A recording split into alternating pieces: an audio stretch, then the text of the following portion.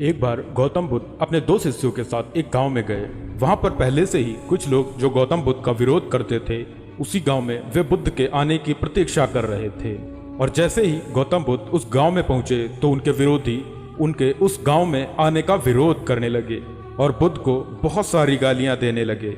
लेकिन बुद्ध ने उनकी किसी भी बात की कोई प्रतिक्रिया नहीं दी।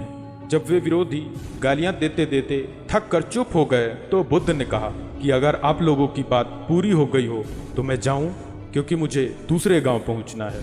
वहां लोग मेरी प्रतीक्षा कर रहे होंगे।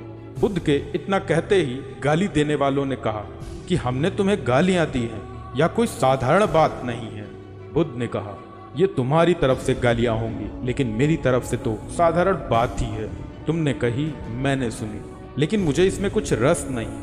आगे बुद्ध ने कहा, अगर आप लोगों को रस का मजा लेना था तो 10 साल पहले आना था। तब मेरी तलवार खिंच जाती, तब तुम्हारी गर्दन जमीन पर पड़ी होती, तब यहाँ लहू बह जाता। मगर बड़ी देर में आप लोग आए। अब मैं अपना मालिक स्वयं हूँ। अब तुम्हारी गालियों से मैं विचलित नहीं होता। अभी पिछले ही गांव में कुछ लोग मिठाइयाँ लेकर आए थे और मैंने उनसे कहा, मेरा पेट भरा है।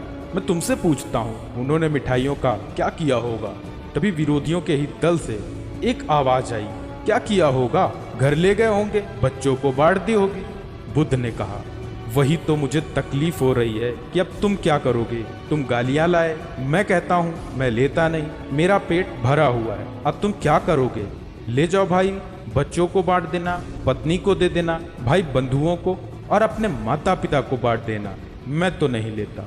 तुम देते हो या तुम्हारी मर्जी, इसके लिए धन्यवाद, मगर मैं लेता नहीं। और जब तक मैं किसी वस्तु को स्वीकार न कर लूं, तुम मुझे कैसे दे सकते हो? क्योंकि मैं अपना मालिक स्वयं हूँ। बुद्ध की इतनी बात सुनकर वे लोग विरोध का भाव छोड़कर बुद्ध के पैरों में गिरकर माफी मांगने लगे।